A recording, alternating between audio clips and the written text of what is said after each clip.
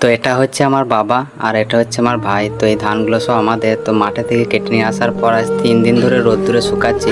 তো এই দুপুরে ভর্তি দুপুরবেলা এই রোদে ধানগুলো পাওয়া যায়। তো গাইস তোমরা যে দেখলে যে ধানগুলো শুকোতে দেওয়া হয়েছে, তো এই ধানটা আমরা 4-5 দিন কেটেছি। তো কাটার পরও এই ধানটাকে 5 দিন ধরে রোদে শুকাচ্ছি। তো সেইভাবে রোদ হচ্ছে না, তো অনেক কষ্ট করে শুকাচ্ছি। তো মোটামুটি আমার ফ্যামিলিতে সবাই মিলে পরিশ্রম করে তো ধানটা শুকাচ্ছে। তো এরপরেও কী হয় যে ধানের দাম পাওয়া যায় না।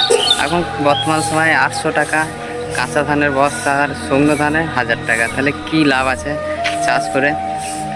তো মোটামুটি আগে 1 সপ্তাহ ধরে 4টে লোক কাজ করছে, মানে 4টে লোক 500 টাকা করে হলে 4-5-20 মানে পার ডে হচ্ছে গিয়ে 200 টাকা। তো 200 টাকা করে হলে 7 দিনে হিসাব করে তাহলে কত টাকা রোজ হয়ে যাচ্ছে। তো সেইভাবে কিছু লাভ নেই। তো ধানের দাম না বাড়ার জন্য সবসময় লোকসানি হতে হয়। তো চাষিদের এইভাবেই মার খেতে হয়। তো এই দেখছো পুরো ফ্যামিলির সবাই কীভাবে ধান শুকাচ্ছে কত কষ্ট করে। তো এইটা হচ্ছে গরিবের সব থেকে বড় সমস্যা। তো ধানের দাম অবশ্যই বাড়া দরকার।